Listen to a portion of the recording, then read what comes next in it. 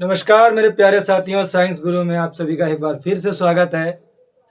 तो चलिए, हमने पिछली बायोलॉजी की क्लास में क्लासिफिकेशन ऑफ जूलॉजी का पार्ट 1 डिस्कस किया था, जिसमें हमने आपको प्रोटोजोआ से जुड़े हुए कुछ एनिमल्स को डिस्कस किया था, जिसमें से कि कुछ एनिमल ऐसे थे जो हमारे लिए फायदेमंद भी थे और कुछ एनिमल ऐसे थे जो हमारी बॉडी को काफ़ी ज़्यादा नुकसान भी पहुंचाते हैं, है ना। तो आज हम उसके आगे की बात करेंगे। आज हम लोग उसके आगे की बात करेंगे। चलिए भाई, प्रोटोजोआ तो हम लोगों ने समझ लिया था। अब बात आती है पोरीफेरा की। पोरीफेरा को हम लोग बाद में समझेंगे, क्योंकि यहाँ से बीएससी में एक क्वेश्चन आता है, वो मैं चाहूँगा कि बीएससी वाले बच्चे यहाँ से सीखें। वो प्रैक्टिकल में 100% पूछा ही जाता है, तो इसको हम लोग थोड़ा बाद में डिस्कस करेंगे, है ना। अभी हम समझते हैं आर्थ्रोपोडा को। तो साथियों, आर्थ्रोपोडा क्या होता है? आर्थ्रोपोडा, आपने टीवी वगैरह में एड्स देखा होगा कि doctor ortho. What is ortho? Ortho word क्या है ना। आर्थो से जुड़ी हुई कुछ दवाइयां, कुछ डॉक्टर होते हैं। तो चलिए आर्थो को समझते हैं। दो वर्डों से मिलकर बना हुआ है आर्थो। आर्थो आर्थो का मतलब होता है जॉइंट्स, और इसको हिंदी में कहते हैं जोड़। हिंदी में क्या कहते हैं? जोड़। दूसरा वर्ड होता है पोडोस। पोडोस पोडोस का मतलब होता है लेग्स। लेग्स यानी कि मतलब टांग या फिर टांगे। ठीक है भाई। आर्थ्रोपोडोस दो शब्दों से मिलकर बना है आर्थ्रोपोडा। बस समझ रहे हैं? आर्थ्रोपोडा दो शब्दों से मिलकर बना है आर्थ्रोपोडा। आर्थो का मतलब जॉइंट, मतलब जोड़, और पोडोस का मतलब लेग्स। मेरे कहने का मतलब यह है मेरे प्यारे साथियों कि जिनमें ऐसे एनिमल्स, बोनलेस एनिमल की बात चल रही है, अकशेरुकी जंतुओं की, ऐसे एनिमल्स जिनमें लेग्स तो होंगी लेकिन जॉइंटेड लेग्स होंगी। मतलब ये कि सीधी सीधी नहीं, मतलब उनमें जोड़ टाइप के पड़े होंगे उनकी लेग्स में, है ना। तो ऐसे एनिमल्स, बोनलेस वाले ऐसे एनिमल जिनकी लेग्स एक दो से ज्यादा भी जोड़ हो सकते हैं, और दो जोड़ तो मिनिमम होने ही चाहिए, है ना। तो वो सारे एनिमल कौन से फाइलम में रखे गए हैं? आर्थ्रोपोडा में रखे गए। बात समझ में आ रही है? एक और क्वेश्चन यहां से पूछा जाता है कि बोनलेस एनिमल्स में से, इनवर्टिब्रेट में से सबसे बड़ा फाइलम कौन सा है? तो सबसे बड़ा फाइलम मेरे भाई, सबसे बड़ा फाइलम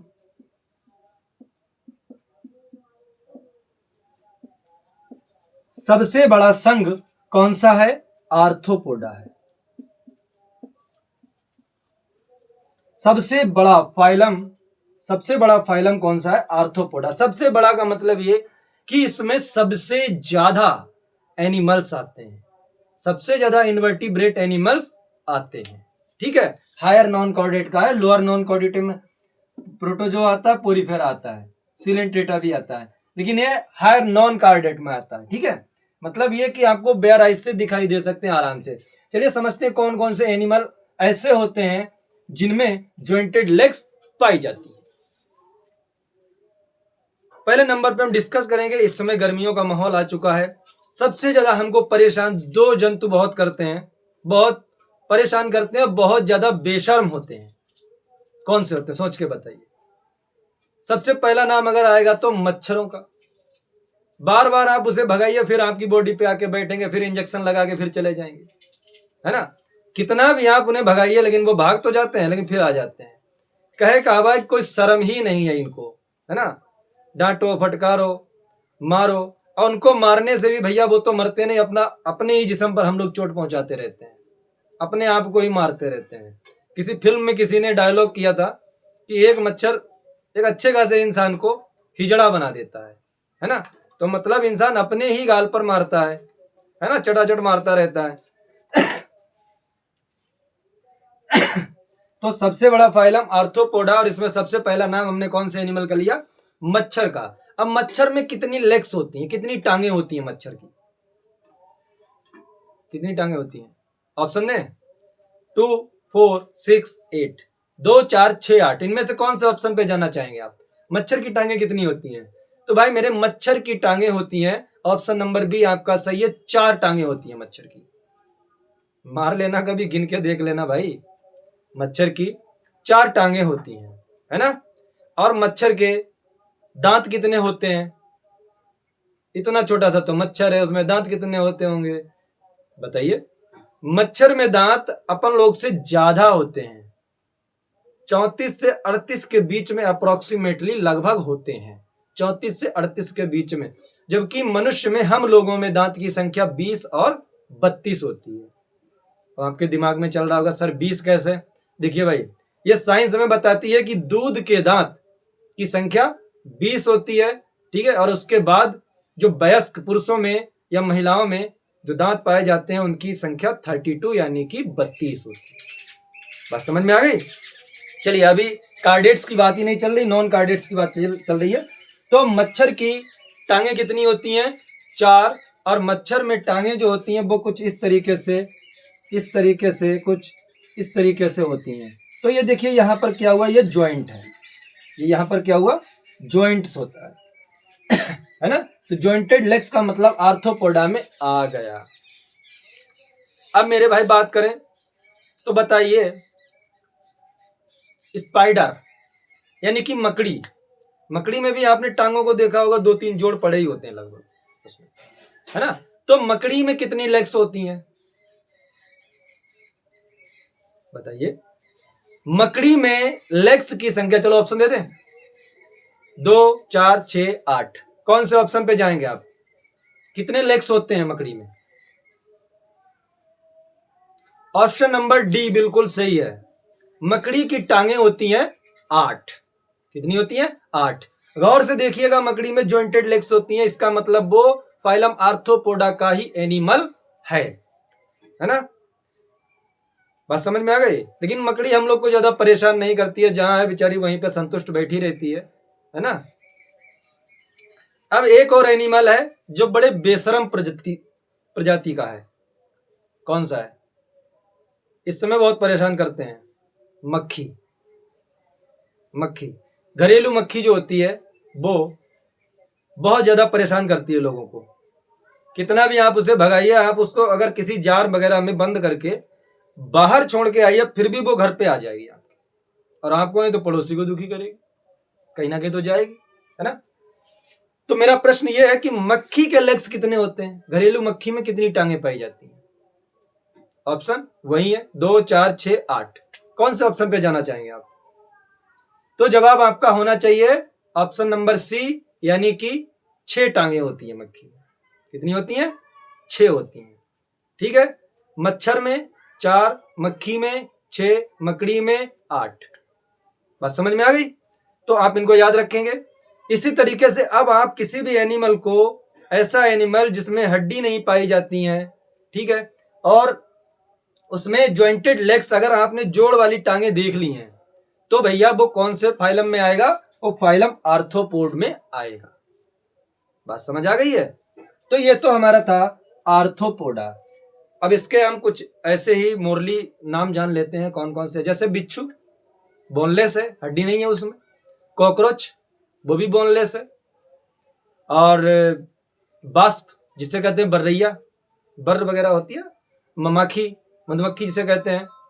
तो ये सारे एनिमल जो होते हैं वो किसके अंतर्गत आते हैं?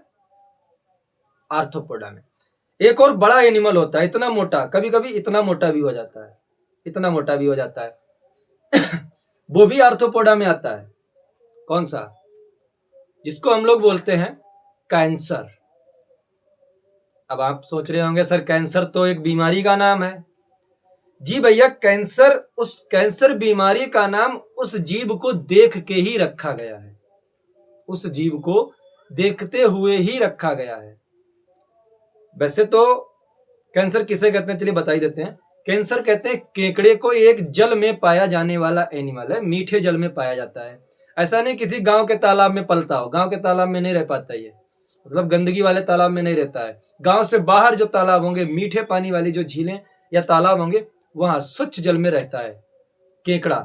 तो केकड़े का नाम होता है कैंसर। है ना, केकड़े का नाम होता है कैंसर। अब उसका नाम कैंसर क्यों रखा गया भाई? देखिए, केकड़ा जब प्रजनन करता है ना, रिप्रोडक्शन जब करता है, तो उसके अंदर हजारों की संख्या में बच्चे होते हैं, हजारों की संख्या में। और जो मादा केकड़ा होता है, उसके बच्चे उसको धीरे धीरे अंदर ही अंदर खाते रहते हैं। और जब उसकी बॉडी में कुछ नहीं रहता है, खाली जब सेल रह जाती है ऊपर की, तो वो सेल चटक जाती है, बहुत सारे के सारे बाहर निकल जाते हैं। और कभी कभी आपने देखा होगा तंबाकू पर, सिगरेट पर बिच्छू बना हुआ होता है। बिच्छू, बिच्छू की भी सेम कैटेगरी है। बिच्छू के भी जो मादा बिच्छू होता है, उसके बच्चे भी उसको अंदर ही अंदर खोखला करते रहते हैं। जब उसकी पूरी बॉडी को खा जाते हैं, तो उसकी सेल को फाड़ करके बाहर निकल जाते हैं। उसमें भी ऐसे बहुत सारे हजारों की संख्या में होते हैं।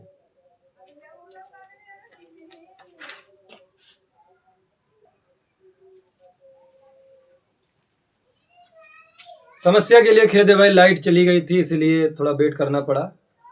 खैर कोई बात नहीं, हम लोग, आपको ये आर्थ्रोपोडा मुझे लगता है बहुत अच्छी तरह से समझ में आ गया होगा।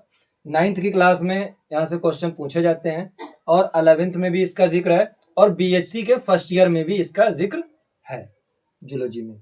ठीक है भाई, तो जो भी बच्चे पढ़ना चाहते हैं, यहाँ से समझना चाहते हैं आर्थ्रोपोडा को, समझ में आ गया होगा। अब हम बात करते हैं सीलेंट्रेटा। सीलेंट्रेटा, सीलेंट्रेटा में कौन कौन से एनिमल आते हैं? पहली बात तो ये कि ये समुद्री जंतु होते हैं। कहां होते हैं भाई? समुद्री, सी एनिमल्स होते हैं। ये समुद्री जंतु होते हैं, समुद्र में पाए जाते हैं। ठीक है, तो इसमें सबसे पहला आता है हाइड्रा। बड़ा ही नाम आप लोगों ने सुना होगा, हाइड्रा हाइड्रा हाइड्रा। ठीक है भाई, तो हाइड्रा बहुत अच्छा एनिमल है, बहुत सीधा सच्चा है, किसी ना काऊ से दोस्ती ना काऊ से बैर, किसी को कोई नुकसान वगैरह नहीं पहुंचाता है ज्यादा। और ये पाया कहाँ जाता है? इसकी फाइंडिंग जो होती है मीठे पानी में पाया जाता है। कहाँ पाया जाता है भाई? मीठे जल में, मीठे पानी में, है ना। हाइड्रा, आपसे क्वेश्चन कोई पूछे कि सीलेंट्रेटा के किसी एक एनिमल का नाम बताइए, तो आप बता सकते हैं हाइड्रा होता है जो सीलेंट्रेटा का एनिमल है। कहां पाया जाता है? मीठे पानी में। मीठे पानी का मतलब, मीठे पानी का मतलब जैसे झीलों में, तालाबों में, लेकिन गंदे जल में नहीं। जैसे बोला था अभी, केकड़ा समझाया था मैंने आपको, है ना, उसी तरीके से स्वच्छ जल में रहता है, मीठे पानी में पाया जाता है। ठीक है, हाइड्रा। उसके बाद में आता है सी एनीमोन। सी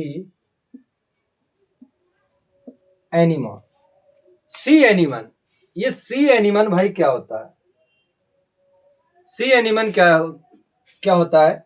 ये भी एक एनिमल है, लेकिन आप यूं समझ लीजिए कि ये एनिमल कभी भी एक स्थान से दूसरे स्थान पर नहीं मूव करता है।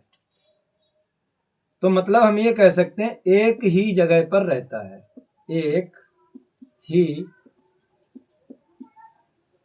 जगह पर रहता है,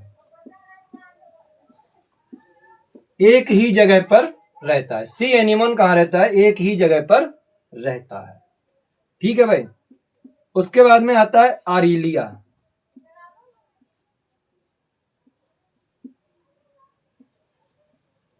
आरिलिया क्या होता है? आरिलिया क्या होता है भाई?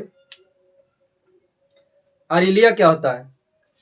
आरिलिया एक ऐसा एनिमल है जिसका लुक अम्ब्रेला शेप होता है। कैसा होता है?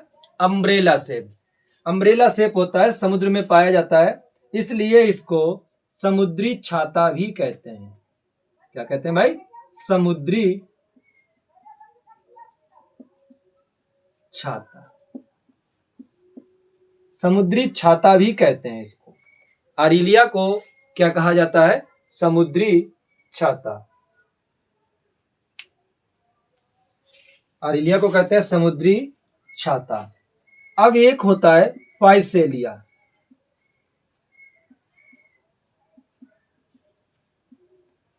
फाइसेलिया, फाइसेलिया का बड़ा ही विचित्र और अद्भुत नाम है ना। ये सारे एनिमल किसके हैं? सीलेंट्रेटा के। ठीक है, सीलेंट्रेटा के हैं।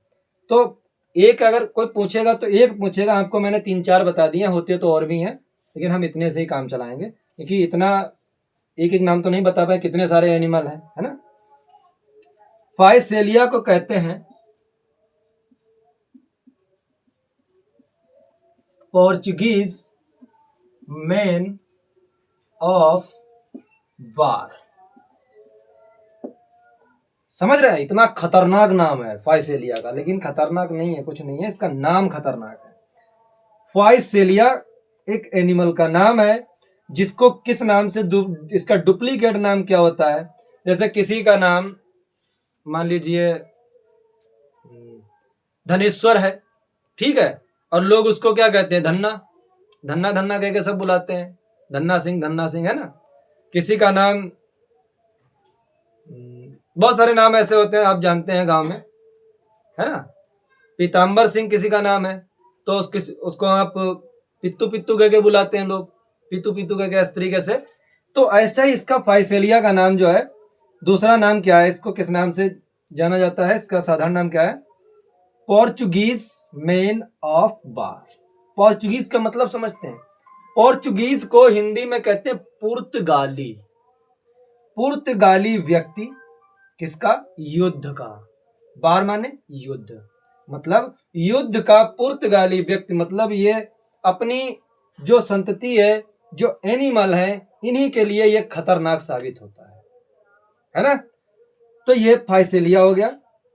फिर से दोहरा लेते हैं, फाइलम कौन सा है, सिलेंट्रेटा, ठीक है। हाइड्रा मीठे पानी में पाया जाता है। सी एनिमोन एक ही जगह पर रहता है, ठीक है। और आरिलिया समुद्री छाता कहते हैं इसको।